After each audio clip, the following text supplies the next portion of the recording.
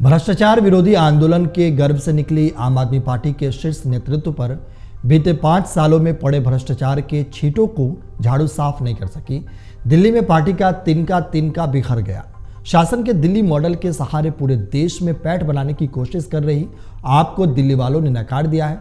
बड़े सवालिया निशान आपकी शासन व्यवस्था पर भी लगे। केंद्र सरकार ने बार बार झगड़ने वाली आप सरकार पर यकीन जताने की जगह दिल्ली वासियों ने डबल इंजन की सरकार को चुना। सत्ता विरोधी लहर इतनी तेज रही कि आलाकमान अरविंद केजरीवाल पार्टी में नंबर 2 माने जाने वाले मनीष सिसोदिया, मंत्री सौरभ भारद्वाज समेत दूसरे मजबूत पिलर धराम हो गए। यहां तक कि मुख्यमंत्री आतिशी भी हारते हारते चुनाव जीत सकी। आपको बता दें कि दिल्ली में साल 2020 में मिले मजबूत जनादेश के साथ ही आपको नैतिक आधार भी डगमगाने लगा था।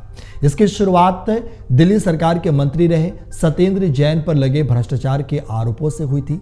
30 मई साल 2022 को ईडी ने मंत्री सत्येंद्र जैन को मनी लॉन्ड्रिंग के केस में गिरफ्तार किया था। यह आप पर लगा पहला बड़ा झटका था। इससे पहले आपके जिन नेताओं पर आरोप लगे उससे पार्टी ने किनारा कर लिया, लेकिन जेल जाने के बाद लंबे समय तक जैन बिना जिम्मेदारी के मंत्री बने रहे। यहां तक कि इस चुनाव में भी आपने जैन को मैदान में उतारा था। वहीं जानकारों की माने तो आपको सबसे ज्यादा नुकसान कथित शराब घोटाले से हुआ है। इसमें मंत्री मनीष सिसोदिया, सांसद संजय सिंह समेत मुख्यमंत्री अरविंद केजरीवाल तक को जेल जाना पड़ा। पार्टी बेशक खुद के आरोपों को सियासी साजिश करार दे रही है, लेकिन आरोपों ने पार्टी की उस बुनियादी को ही चूर चूर कर दिया जिस पर पूरी इमारत खड़ी की गई थी। आप नेताओं पर अभी आरोप सिद्ध नहीं हुए हैं और सभी नेता जमानत पर हैं, फिर भी जनता की अदालत ने इन्हें नकार दिया है।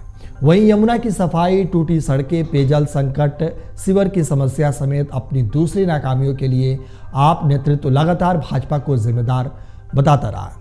अपने पूरे चुनावी अभियान में पार्टी ने केंद्र सरकार पर काम न करने की बात कही, लेकिन कोई नेता इसका ठोस जवाब नहीं दे सका कि वो दोबारा सरकार बनाने पर उसे केंद्र सरकार के साथ कैसे काम कर सकेंगे। इससे आप लोगों ने आपके आरोपों के साथ जाने की तवज्जो नहीं दी। इसकी जगह दिल्ली के शासन मॉडल की नाकामी का जवाब भाजपा में यकीन जताकर ढूंढा। वहीं चुनावी अभियान के दौरान आप नेतृत्व के नेता विपक्ष पर आरोपों की झड़ी लगाते दिखे। इन्होंने चुनाव आयोग जैसे संवैधानिक संस्था को भी कटघरे में खड़ा कर दिया। दिल्ली पुलिस को भाजपा की पुलिस तक करार दिया। यहां तक कि हरियाणा और केंद्र सरकार पर साजिशन, यमुना में जहर मिलाने और जनसंहार करने तक के आरोप मढ़ दिए। आम लोगों में इसका असर नकारात्मक पड़ा। बातचीत में कई मतदाताओं ने इसे आपका बचकाना आरोप करार दिया। इससे लोगों में आपकी बची खुशी इज्जत साख पर लग गया। आपको बता दें कि केजरीवाल के आवास से जुड़े विवाद का असर भी मतदाताओं में नकारात्मक ही रहा। भाजपा ने इसे शीश महल करार दिया। खुद को आम आदमी कहने वाले केजरीवाल के आवास की जो तस्वीरें बाहर आई, उसने 10 साल में केजरीवाल की बनी बनाई इमेज को नुकसान पहुंचाया है। इससे गरीब तबके में पैठ बनाने में भाजपा को सहूलियत हुई और आरक्षित श्रेणी की 4 सीटों जीतने में भी कामयाबी मिली। जरा सुनिए राजधानी दिल्ली की सीटों पे आपकी बुरी हार के बाद क्या बोले आप सुप्रीमो और पूर्व मुख्यमंत्री अरविंद केजरीवाल। नमस्कार। आज दिल्ली के चुनाव के नतीजे आए हैं और जनता का जो भी निर्णय है, जनता का जो भी फैसला है, उसे हम पूरी विनम्रता के साथ स्वीकार करते हैं। जनता का निर्णय सर माथे पर। मैं भारतीय जनता पार्टी को इस जीत के लिए बहुत बहुत बधाई देता हूं और मैं उम्मीद करता हूं कि जिस उम्मीद के साथ और जिस आशा के साथ लोगों ने उनको बहुमत दिया है, वो उन सभी उम्मीदों और आशाओं पे पूरा उतरेंगे। हमने पिछले 10 साल में जनता ने जो मौका दिया हमें, उन 10 सालों में हमने बहुत सारे काम किए। शिक्षा के क्षेत्र में, स्वास्थ्य के क्षेत्र में, पानी के क्षेत्र में, बिजली के क्षेत्र में और भी अलग अलग तरीके से लोगों को राहत पहुंचाने की कोशिश की उनकी ज़िंदगी में। और दिल्ली के इंफ्रास्ट्रक्चर को भी हमने सुधारने की कोशिश की।